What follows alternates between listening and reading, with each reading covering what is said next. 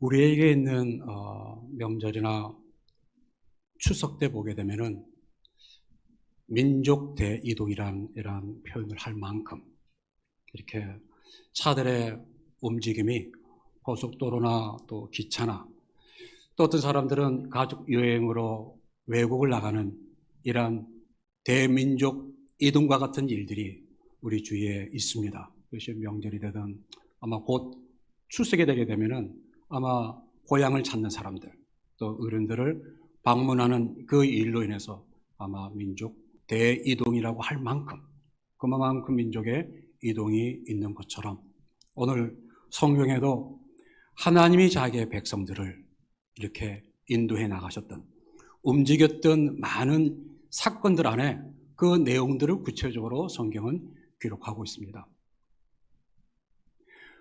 우리가 이 사람에 대해서 믿음에 대한 하나의 본이 될 수 있는 아브라함, 당시 아브라함이 70여 년을 살았던 그가 거처했던 그곳은 가장 최고의 문화, 최고의 모든 것을 주장하고 살았던 곳이 우르였습니다. 그럼에도 불구하고 하나님은 이 아브라함을 본토 친척 아비의 집을 떠나서 설명할 수 없지만 믿음으로 한 걸음 한 걸음 인도해 나가시는 그 많은 시장 안에는 하나님이 아브라함에게 가르치시고 보여주시고 알려주고 싶었던 것이 하나가 있다면 그것은 믿음이 무엇인가를, 하나님 앞에서 순종해 나가는 걸음이 무엇인가를 구체적으로 아브라함의 삶에 가르쳤습니다. 그래서 로마서의 사도 바울이 기록하고 있는 이 서신 안에나 다른 많은 서신 안에도 이 아브라함을 뭐라고 했냐면은 그는 우리의 믿음의 조상이었다고.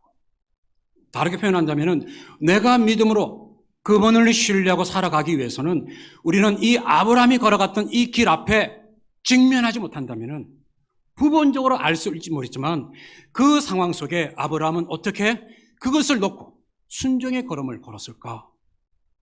반드시 우리는 믿음이라는 순종이란 이 걸음 앞에서는 아브라함이 살아왔던 그의 발걸음을 우리는 직면해야 되는 그 일들이 있기에 그 사람은 우리의 믿음의 조상이었다 이렇게 표현하고 있습니다. 또 아브라함 말고 하나님은 요셉과 야곱을 애굽으로 이렇게 움직이셨던 기억들이 성경에 기록하고 있습니다. 물론 요셉은 아직 비성숙한 성숙하지 아니한 상황에서 내뱉었던 그 말이 특별히 형의 연약함을 고자했던 이 문제들이 시기하고 미움으로 요셉은 애굽으로 내려갔지만 그것은 형이 한 게 아니었고 요셉은 애굽으로 팔려갔지만 그 뒤에 보이지 않는 하나님의 손이 요셉의 삶을 움직이고 있다는 것을 나중에 요셉이 총리가 된 후에 하나님이 형보다도 앞서서 나를 보내셨다고, 이 모든 것의 움직임은 형이 아닌 하나님이 앞서서 내 삶을 이동시켰던 것들을 요셉이 그렇게 믿음으로 보고 표현했던 것처럼, 그렇지만 야곱은 좀 달랐죠. 아들 요셉이 살았던 그 말에 애굽의 초청을 받습니다. 아버지 오시라고, 곧 거기에 기근이 있게 오시라고. 이 말을 들었던 아버지 야곱은 주저합니다.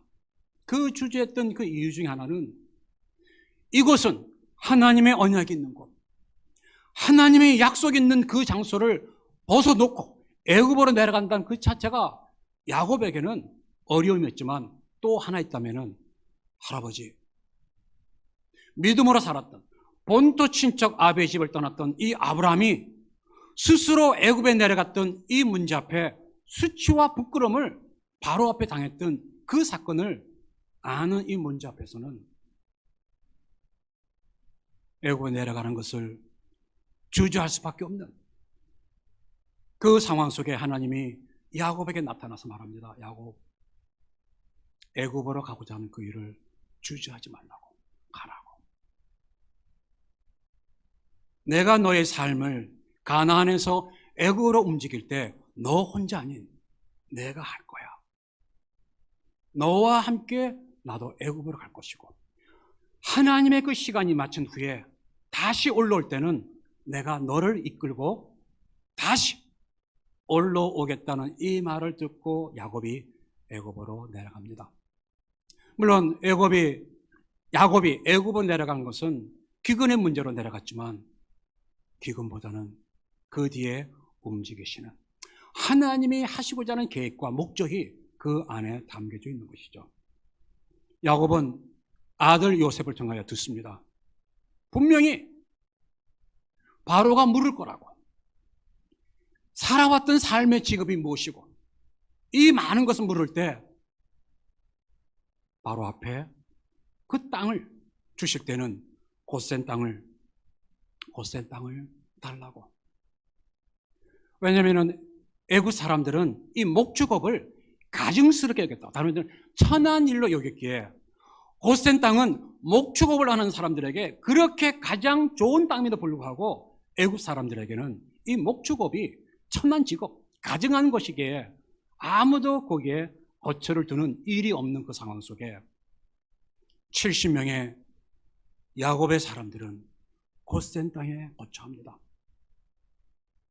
이 곧센 땅에 이스라엘 사람들의 70명을 거기에 머물렀던 그 목적은 하나님이 이미 아브라함에게 말씀하셨던 것처럼 번성하게 할 것이야. 내가 너를 갈대아 우르에서 부르신 이유가 하나가 있다면 내가 너의 삶을 번성케 할 것이고 충만케 할 것이라는 하나님의 이 언약의 말씀을 이루신 그곳이 애굽 사람에게는 하찮은 땅 같지만 오히려 그 땅은 보호를 받을 수 있는, 그래서 70명이 곧센 땅에 거하면서 하나님이 그의 삶을 번성케 하기 시작합니다. 생명으로 풍성하게 했고요. 70명으로 시작했던 이 이스라엘 사람들이 약 200만 명이라는 이 사람들이 곧센 땅에서 하나님의 언약의 약속이 거기에서 이루어지기 시작합니다. 이런 민족들에 대한 번성뿐만 아니라 더 중요한 것은 그의 혈통, 순수한 히브리 중에 히브리인이란 말하고 있는 히브리 민족의 정체성이 다른 사람들이 살지 않기에 번성하면서 200만 명이나 이 부분 안에 혈통을 순수하게 지킬 수 있는 것이 어디요? 곧센. 하나님은 이 야곱과 자기의 가족들을 애굽에 이동시키시고 거기에서 먹이시고 어떻게 구체적으로 돌보셨는지 그 일을 성경에 이동했던 그 사건을 통해서 우리에게 오늘도 말씀하고 있습니다. 430년이 지나간 후에 모세와 이스라엘 백성들은 애굽에서 나와서 다시 하나님의 언약이 있는 가나안으로 이렇게 가고 있는, 다르게 표현한다면 이 아브라함부터 이 이스라엘 사람 역사를 쭉 보게 되게 되면 갈대아 우르에서부터 나왔던 이 아브라함의 삶이 애굽으로 내려가고요, 다시 가나안으로 올라가고요, 다시 애굽으로 내려가서 다시 모세와 함께 하나님의 언약이 있는 그곳으로 올라가고 있는, 이것이 구약에 말하고 있는 역사 속에서 움직이는 그 가운데 담겨져 있던 하나님의 목적이 이 이동하는 이 가운데 있음을 봅니다. 우연이 아닙니다. 물론 굶주리기 때문에, 기근 때문에 내려갔지만, 형제들 안에 연약했던 이 부분 때문에 내려갔지만 눈에 보이지 않는 하나님의 손, 처음부터 끝까지 이 백성들을 이끌어 가시는 하나님의 계획과 목적이 이 이스라엘 백성들의 큰 이동 가운데 있음을 봅니다. 제가 민족의 대이동이라고 이야기했지만 성경을 읽어보게 되게 되면 홍해를 건넜던 그 사건, 그것은 벽이 하나 있는 게 아니고 벽이 양쪽으로 서 있는 상황 속에 몇 명이요? 200만 명. 이것은 민족의 대이동보다는 엄청난, 요단을 건널 때는 물론 한쪽에 벽이 섰지만 마치 육지와 같이 건넜다, 그렇게 표현하고 있습니다. 광야의 40년은 어떻습니까? 그들은 장막에서 잠을 청한 후에 아침에 일어나면 제일 먼저 해야 할 일이 있다면 하늘을 바라볼 수밖에 없는, 40년을 통해서 가르칩니다. 하나님이 이 백성들을 어떻게 움직이시는지. 어떤 때는 하루, 어떤 때는 일주일, 어떤 때는 한 달이 된다 할지라도 많은 사람들은 새로운 변화보다는 거기에 정착하는 것에 대한 익숙함이 있음에도 불구하고 이스라엘 백성들이 날마다 그들이 해야 할 일이 하나가 있다면 하나님이 움직이시는 그것을 쫓아가야 거기에 가장 안전함이 있는 것이고 거기에 보호가 있는 것처럼 그 후에 이스라엘 백성들은 가나안에 들어간 후에 아수르로 전체로 갑니다. 물론 죄로 인해서 포로된 이 상황 속에 아수르로 가고 아수르에서 바벨론으로 가고 바벨론에서 70년이 참에 다시 하나님의 언약이 있는 예루살렘으로 돌아오는 것이 구약의 이스라엘의 역사를 우리에게 보여주고 있습니다. 사도행전 이것은 하나님의 백성의 이동을 구체적으로 이야기하고 있습니다. 예루살렘에서 안디옥으로, 안디옥에서 다시 소아시아로, 소아시아에서 집중적으로 지중해 연안을 따라 유럽까지 이렇게 흘러가고 있는 것이 사도행전의 역사였습니다. 이들이 가는 곳마다 움직이는 곳마다 하나님의 어떠하심을 드러내는 그 일이 있는 것처럼 구약이나 신약의 이 모든 역사는 많은 사람을 하나님의 사람들을 움직이셔서 하나님이 하나님 되심을 드러냈던 역사가 구약이 신약이 우리에게 말씀해 주고 있는 것이죠. 이와 같이 성경에서 하나님의 백성을 움직였던 다양한 사건의 이유들이 있습니다. 요셉은 형들의 시기와 미움으로 애굽으로 내려갔지만 야곱은 기근으로 인해서 애굽으로 내려갔고 안디옥으로 예루살렘의 이동은 예루살렘의 핍박과 환난 때문에 이동이 됐지만 오히려 이 이동 가운데 하나님의 역사하심을 보았다고 성서는 말해주고 있습니다. 이와 같이 하나님의 이스라엘 백성들을 이렇게 움직여 나가시는 그 내면 안에는 우연이 아닌 반드시 하나님의 목적이 그 안에 이동 가운데 있음을 봅니다.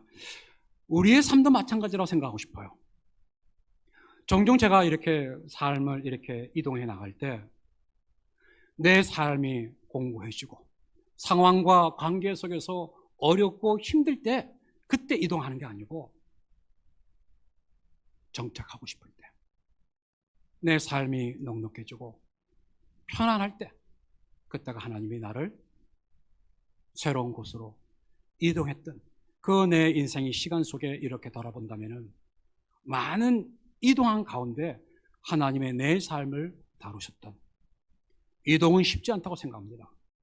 내 새로운 것들을 다 내려놓고 살아왔던 내 모든 경험을 다 내려놓고 새로운 곳에서 내가 적응한다는 것은 쉽지가 않지만 그것은 내게 유익함이 됐던 것을 제 인생의 시간들을 보면서 살아왔던 삶을 보면서 제가 얼마나 이것이 축복이고 기쁨인 것처럼 오늘 이스라엘 백성들을 그렇게 움직이시고 이동했던 그 이유 중에는 두 가지가 있다고 보고 싶어요. 하나는 이들의 삶의 신앙에 가장 좋은 장소가 있다면 그것은 광야였습니다. 광야.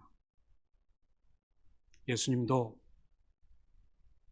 성령의 이끌림 받아 그가 사역하기 전에 광야에서 40일 동안 시험을 당하시고 거기에서 자기의 모든 것들에 대한 정체성이나 그가 이 땅에 오신 그 목적이 광야의 40일을 지나가면서 구체적으로 정리하셨던 그 일, 수많은 유혹 앞에서도 아니라고 거절할 수 있었던 이유가 있다면 그런 광야에서 이 땅에 보내신 아버지의 뜻이 무엇인가를 구체적으로 사단의 시험 앞에 정리를 하셨던 것처럼 광야는 우리의 삶을 유익하게 합니다.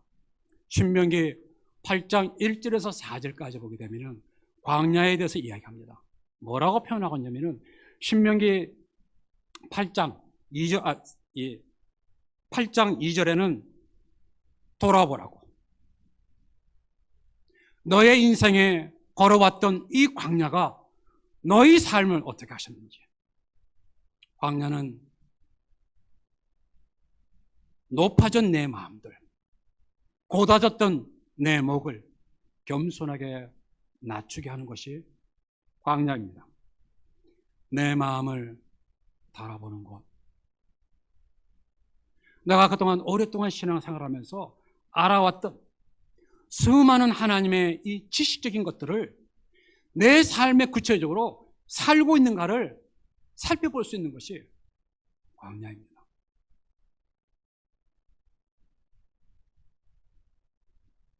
나를 낮추시고 내가 환경을 볼 것인가?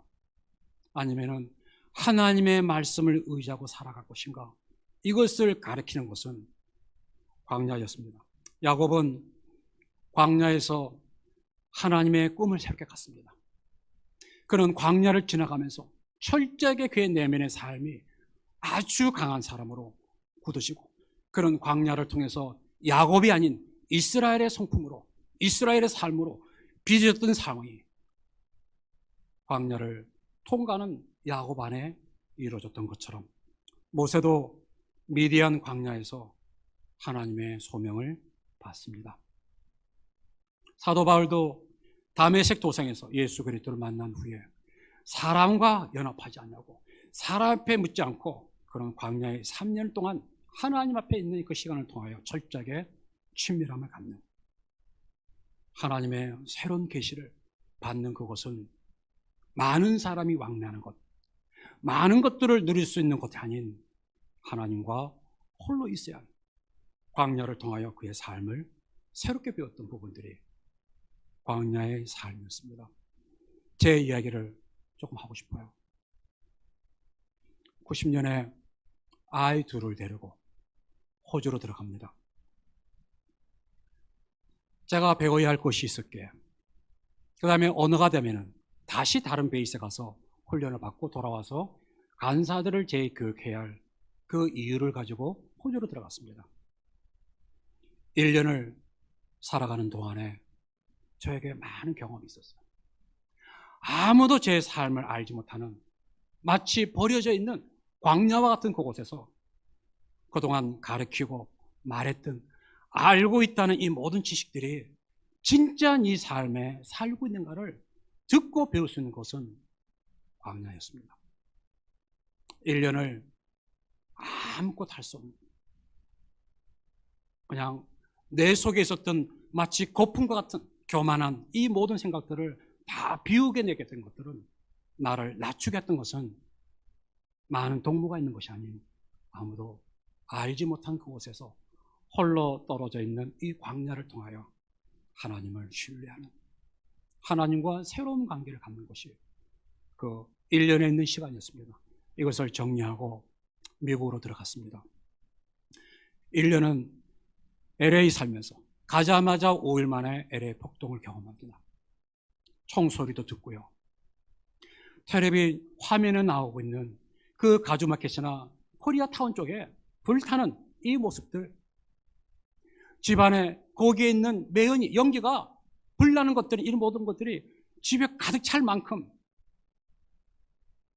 알지도 못하는, 언어가 되지 않는 새로운 문화 안에 있어 우리 아이 둘 데리고 책임을 가져왔던 내 삶 속에 찾아봤던 또 하나의 광야.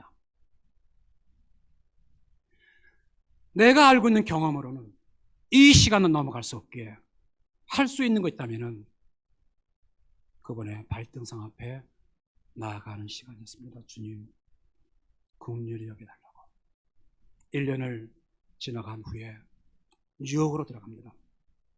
언어가 되지 않고 새롭게 알아가야 이 부분 앞에 저를 불러주신 이 선교단체에 같이 시작하셨던 이 목사님 두 사람이 코리안 사역을 시작하기 시작합니다. 이것은 2세 사역이었습니다. 안디옥 커넥션이라는 이름 하에 2세 사역을 하는데, 제가 그들이 자라왔던 배경도 모르고 언어도 되지 않은 이 상황 속에 아무 것이 없는 그곳에서 다시 맨 땅에 헤딩하듯이 하나하나 세워나가야 할 이 시간들이 저에게는 만만한 시간이 아니었습니다.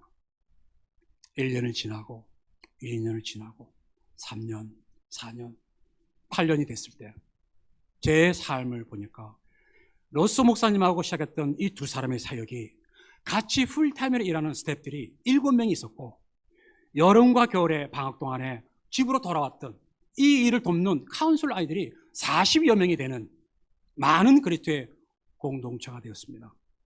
아무 사이가 없는 그 사역 안에 목회자 사역들. 40여 명의 목회자들이 모인다는 것은 이민 목회에서 목회자들이 그렇게 모이는 것은 쉽지가 않습니다. 오전에는 사모들 모임, 저녁에는 목회자들 모임, 여름과 겨울에는 청소년 캠프. 청소년 캠프가 300여 명이 모이는 것은 쉽지가 않아요. 거의 다른 교회가 하게 되면은 그냥 그런 거다 하다고 참여가 없는 여름과 겨울에 캠프를 합니다. 그래서 뉴욕에 있는 김남수 목사님이 저희를 잘 도와줬기에 그 수양관이 엄청나게 큰 수양관입니다. 그 전체를 우리가 빌려줘서 거기에 캠프를 하고, 또 다른 날에는 뉴욕과 뉴저지의 직장인들을 위한 훈련학교가 이렇게 진행되고 있고, 매주 목요일은 지하실에 2세들, 그 제 사역은 1세들과 1.5세들을 훈련시켜서 1.5세가 2세를 담당할 수 있도록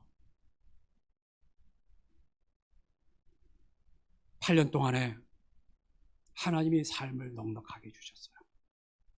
사역 규모도 넓혀주셨고, 누구든지 이렇게 만나더라도 서로 귀한 마음으로 나눌 수 있는 많은 목회자와 관계들이 형성되어 있을 때 아침 일찍 눈을 떠서 1층 사무실로 내려와 소파에 앉았습니다. 동일하게 하나님의 긍휼하심을, 주의 얼굴을 찾고 있을 때 제 내면 안에 하나님의 음성이 성령을 통하여 오시는 것 같아요. 묻는 질문이에요. 너는 날마다 새로운 하나님과의 친밀함 속에 일을 하고 있는가?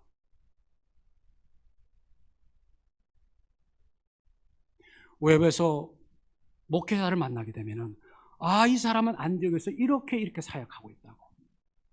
저는 나중에 많을 때는 플로리다까지 가서 애들 데리고 차 큰 25인승 포드밴 2대를 모빌로 해가지고 버지니아에서 하룻밤, 다음 날은 플로리다 가서 그렇게 사역할 만큼 저에게는 하나님 아무것도 없이 시작했던 것들이 하나님 이렇게 하셨군요 하는데, 그날 아침 하나님이 너에게는 날마다 나와 만나는 하나님의 친밀함이 있는가? 그 문제 앞에 제가 답할 수가 없었어요. 저는 경험을 하고 있었습니다. 많은 사람들은 제가 속일 수 있을지라도, 많은 사람들은 박수하고 격려할지 모르겠지만 이 내면 안에는 이미 건조해 있었어요. 이미 저에게 익숙해진 거예요. 처음이 어려웠지 이게 어느 정도 되니까 그들이 할 수 있도록 마치 이렇게 굴러가게 되면은 처음에 가기가 밀기가 힘들지 굴러가게 되면은 쉽게 굴러가는 것처럼 제 마음 안에 일주일 내내 하나님과 갈등하는, 하나님 앞에 나갈 때마다 여전히 묻는 질문이 있어요. 너는 나와 친밀함 속에 있는가? 이전에 가졌던 하나님과의 관계 속에서의 이 일을 하고 있는가? 아니면은 지금까지 오랫동안 해왔던 그 사역의 경험으로 하고 있는가? 제가 하나님 앞에 말할 수 있었습니다. 하나님, 저는 이미 이 일에 익숙한 사람입니다. 마치 타성해졌는 것처럼 일주일을 고민하고 지금까지 8년 동안 해왔던 이 모든 사역을 하나님 앞에 내려놓기로 결정합니다. 그래서 아내에게 여보, 떠납시다. 내가 여기에 익숙해져 있는 뉴욕에서나 롱아일랜드나 뉴저지 가도 수많은 사람이 아는 그곳에서 아무도 알지 못하는 그곳으로 가십시다. 집사람은 똑똑하지 못할지라도 잘 따라와 줬어요. 40여 년을. 근데 제일 어려운 게 하나 같다면은 큰아이와 둘째 딸아이가 이미 학교에 잘 적응하고 있는 이 아이들에게 이걸 놓고 돌아간다는 것은 아내를 설득하기보다는 훨씬 더 어려운 시간들이 저에게 있었습니다. 바꾸기를 결정했습니다. 8년 동안 아무것도 없는 곳에서 하나님이 하셨던 그 사역들을 하나님의 친밀한 것과 바꾸기로. 저한테는 이 모든 것들을 내려놓는 것은 쉬운 시간이 아니었습니다. 그래서 버지니아에 있는 목사에게 전화했습니다. 그 목사님, 이만해서 제가 뉴욕을 놓고 하나님이 부르시는 마치 광야와 같은 시간들이지만 그 일을 지나가고 싶습니다. 하나님과의 친밀한 문제를 회복하고 싶습니다. 그 목사님이 기도하시고 하와이에서 훈련 받으시고 돌아와서 뉴욕을 맡으시고 다시 모든 것을 다 정리했습니다. 물건뿐만 아니라 그동안 알아왔던 모든 사람과의 관계를 다 차단하고 콜로라도 1년에 지도자 학교에 학생으로 들어가면서 1년 동안 딱 하나였습니다. 하나님, 제가 처음으로 주님 앞에 가졌던 저를 20대 새롭게 만나주시고 내 삶이 그리 아니할지라도 마치 하박국이 노래했던 하박국의 고백과 같이 내 삶에 이런 모든 것이 풍성함이 없는, 외양간에 아무것도 없는, 내 삶에 소출이 없는, 내 삶의 사역이라고 말할 수 있는 아무것도 없는 백지장이라 한다 할지라도 하나님 그거 하나 가지면 내가 주님 안에 있고 주님이 내 안에 있는 하나님의 친밀함에 대한 처음의 사랑을 회복할 수만 있다면 8년의 모든 시간들은 아깝지 않냐. 제가 이 일주일을 하나님 앞에 싸움하면서 마치 약복강에서 야곱이 하나님과 씨름하고 있는 것처럼 씨름하고 있는 부분 안에 내가 얼마나 일에 익숙해 있는 사람인지, 사람들이 보내주는 박수 앞에 얼마나 내가 길들여져 있는 사람인지, 높아져 있는 사람인지 다 버려진다 할지라도, 내 주위의 모든 상황이 다 차단되고 아무도 모른다 할지라도 아시는 그분, 내 삶을 지금까지 이렇게 한 걸음 한 걸음 움직일 때마다 내 삶의 정체성, 내가 주님 앞에 어떤 삶을 살아야 할 것인지 말씀하시고 가르쳤던 이 문제만큼은 붙잡고 싶었습니다. 사역은 내가 건강히 못 따라간다면, 내 삶의 죄로 인한다면 사역은 쉽게 그동안 쌓았던 것은 무너지지만 영원히 쇠하지 않냐는 내 삶의 기업이신 주 예수 그리스도를 알아가는 삶, 주 예수 그리스도의 친밀함은 그 어떤 일보다도, 그 어떤 내 이력서에 쓸 수 있는 사역의 크기보다도 가장 내 삶의 최우선은 그분을 알아가는 이것을 갖고 싶어서 8년의 뉴욕에 있는 모든 시간들을 포기했습니다. 지금 후회하지 않은 것은 이걸 취할까 이걸 취할 때 지금도 여전히 저는 이리 갔다 저리 갔다 하지만 그럴 때마다 내가 입는 옷은 내가 가질 수 있는 권위는 다 다를지라도 변하지 아니한 것이 하나 있다면 주 예수 그리스도는 어느 곳에 있을지라도 변할 수 없기에. 제가 제일 좋아하는 성경 말씀 중에 하나는 시편 23편입니다. 그래서 우리 큰돈복을 했어요. 이사가 나 세상 떠나면은 그 하나만 써줘. 내 아버지는 부족함이 없었다고. 세상에서 자랑할 만한 사역의 크기나 명성은 없을지라도 내 아버지가 섬긴 그 하나님은 내 아버지에게 부족하지 아니했다고. 그 하나 가진다면은 인생에 보내신 하나님의 뜻에 그것은 충분한 만족이 있지 않나, 좀 그렇게 생각합니다. 호세아서 2장에는 성경에 그렇게 이야기하고 있습니다. 내가 너를 말로 타일러서 데리고 가서 내가 너의 삶을 회복하게 할 거야. 그것이 어디냐면은 거친 들로 데리고 나갈 거라고. 거친 들은 광야를 이야기합니다. 네가 그렇게 음란하고 그렇게 하나님 보시기에 폐역한 삶을 살았던 이 문제 앞에 내가 너를 새롭게 하시는 그 장소는 거친 들 광야로 데려가서 거기에서 말로 그를 위로할 거고, 거기에서 비로소 너의 포도원을 너에게 줄 뿐만 아니라 너의 삶의 환란을, 악올 골짜기 같은 이 환란을 소망의 문으로 삼고, 거기서 네가 나를 응대할 때 어린아이가 부모에게 응답하는 것처럼 네가 애굽에서 나왔을 때 그렇게 기뻐하고 하나님 앞에 아무것도 없을지라도 내 삶을 드리겠다는 이런 일들이 있었던 것처럼, 그러면서 내가 너의 하나님이 될 것이고 너는 내 백성이라는 것을, 새로운 하나님의 관계를 놓는 그곳은 기름진 곳이 아닌 거친 들을 살 거야. 오늘을 살아가는 우리의 삶 속에 안 가고 싶습니다. 광야라는 것은. 성경의 광야는 위험한 것이죠. 짐승이 있고요, 목마름도 있고 고통이 있는 것이 광야입니다. 하지만 광야는 새로운 하나님 만날 수 있는 장소가 광야입니다. 언제 내 마음이 가장 가난해질까? 언제 내 마음이 하나님 앞에 진솔함으로 나갈까? 그것은 내 삶이 윤택할 때보다는 내 인생에 찾아왔던, 마치 낭떠러지 앞에 서 있는 것처럼, 마치 내 인생의 삶이 거친 들에 있는 광야와 같은 곳에 있을 때, 그때 내 마음이 가장 하나님 앞에 간절할 때,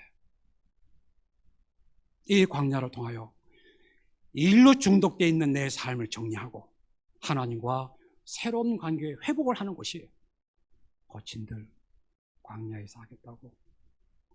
아마 여러분 안에 이 코로나라는 이 많은 문제들이 안에 개인의 삶뿐만 아니라 가정과 일터 안에도 많은 마치 광야와 같은 것이 있으리라 생각합니다. 우리의 인생에 찾아왔던 이 광야 안에 뭐 많은 좋은 표현으로 하나님을 수식하겠어요? 아니요. 그때가 아마 제일 간절함이 있는, 내 마음이 가장 가난해질 때가 아니겠나 생각합니다. 하나님은 광야에 길을 내시는 분, 광야에서 하나님이 하나님 되심을 드러내게 하시는 그 장소는 광야라고 말합니다. 에스겔서 36장에도 그런 내용이 있습니다. 내가 너희를 여러 곳에 흩은 이유가 하나가 있다면 그곳에서 나의 거룩한 이름을 드러내길 원했지만 우리의 행위가 악하기에, 마치 흩어졌던 그곳은 여성의 그거와 같이 그 주위를 더럽혔다고. 그러면서 하나님 말합니다. 내가 찾을 것이야. 내 거룩한 내 이름을, 나를 위하여 너희 행위로 인해서 더럽혀졌던 그곳에 내 이름을 회복할 거야. 그렇게 말씀하시고 더러운 우리의 삶을 회복하시는 그곳은 어디요? 고토로 부르고, 흩어진 너희를 고토의 땅으로 부르셔서 제일 먼저는 맑은 물로 우리를 정결케 하시고, 우리 안에 우상 숭배들이나 죄악된 이 모든 것들을 새롭게 하시며 굳은 마음을 부드러운 마음으로 기경시키시고, 다시 우리 안에 새 영과 새 성품으로 부드러운 마음을 주게 해주시고, 하나님의 율례와 규례를 지킬 수 있도록 우리 안에 그의 영을 주시는 그 일이 어디라고요? 광야. 묻고 싶습니다. 여러분 안에 광야에 대한 갈망함이 있습니까? 저는 안 나가고 싶었어요. 한국을 떠날 때도 그동안 해왔던 많은 부분들 앞에 이걸 다 놓고 간다는 것이, 새롭게 배운다는 것이 쉽지가 않았습니다. 또 미국으로 들어가서 쌓아왔던 아무것도 없는 그 상황 속에서 그렇게 세워놨던 것들을 포기하고 바꾼다는 것은 저에게 쉽지 않았지만 알았어요. 광야가 내게 유익하다는 것이. 광야에서 내가 하나님 앞에 누구의 삶을 살고 있는지 포기하는 것이 광야인 줄 알았습니다. 마지막, 하나님이 이스라엘 사람들을 이렇게 움직이셨던 두 번째 이유가 있다면 목적 있는 나그네의 삶, 순례자의 삶을 살기 위해서 하나님은 이들을 움직이셨다고 말하고 있습니다. 창세기 47장을 보게 되면 바로 왕 앞에 서 있는 다리를 절고 있는 130이 된 야곱이 그 앞에 서 있어요. 야곱은 야망이 많은 사람이었습니다. 그가 갖기 위해서는 수단과 방법을 아끼지 아니했어도 형이나 부모를 속여서라도 취했던 삶이 야곱이었습니다. 외삼촌 라반의 집에서 20여 년을 살면서 속고 속이는 상황이 있었지만 항상 그의 가운데 삶의 중심은 나였습니다. 하지만 약복강 나루터를 지나가고 다시 애굽으로 내려와서 10여 년을 살아가는 동안에 그의 삶의 정체성이 바뀌었습니다. 약복강에서 맞았던 그 흔적으로 다리를 절고 있는 야곱 130. 바로 왕 앞에 섰을 때 그렇게 말합니다. 내 나의 험악한 인생의 속으로 살아가는 나그네의 길이었습니다. 자기의 삶의 정체성은 내가 주인이 아닌 나는 이 땅에 다만 본향을 향하여 그 길을 걸어가는 나그네에 불과하다는 것을 야곱이 바로 왕 앞에 고백하고, 먹을 것이 없어서 기근 때문에 내려왔던 야곱이 최고의 권위자 앞에 바로를 축복 기도하고 있는 것이 오늘 창세기에 있는 그 말씀의 내용입니다. 아마 야곱만큼 거주지를 많이 옮긴 사람은 없습니다. 고향을 떠나서 하란에 머물고 하란에서 숫곳, 세겜, 베델, 애굽으로 이주할 때마다 야곱의 삶은 점점 그의 삶에 무엇이 내 삶의 순례자의 길인가를 배웠던 부분들입니다. 이렇게 긴 여정 속에 회개도 있었고요. 다시 하나 앞에 그렇게 살아가야 할 결단도 있었고, 가는 곳마다 여호와 이름을 부르는 제단을 쌓는 삶이 있었습니다. 제가 10여 년을 살면서 미국에서 많은 사람을 만납니다. 교회도 여러 교회를 방문하고 만나서 식탁 교제할 때 종종 저는 이런 말을 들어요. 제가 이민이 아니었다면, 제가 유학 생활이 아니었다면 저는 결코 예수를 믿지 아니할 것이었습니다. 처갓집을 따라 이민하다 보니까 외롭고 힘들어서 그렇게 출입해서 갔던 것이 예배당이었지, 내가 한국에 있었다면 예수와는 상관이 없는, 저는 개인적으로 이민이나 유학의 삶은 또 하나 주님께로 부르는, 주님께로 갈 수 있는 또 하나의 목적 있는 의미가 있는 순례자의 길이라 좀 그렇게 생각합니다. 오늘 하나님은 자기의 백성들을 움직이시면서 그 움직여가는 동안에 하나님의 계획과 목적이 이루어지는 것을 봅니다. 이러한 시간을 통하여 단순한 삶이 무엇인가를 우리에게 살게 하시고, 또 자기의 정체성이나 내가 순례자의 길을 가는 나그네 인생이라는 것을 정리하게 하시며, 또한 보냄을 받은 자의 삶을 살게 하면서 하나님은 오늘도 그 길을 걸어가면서 움직이시는 하나님인 것을 성서는 말해주고 있습니다.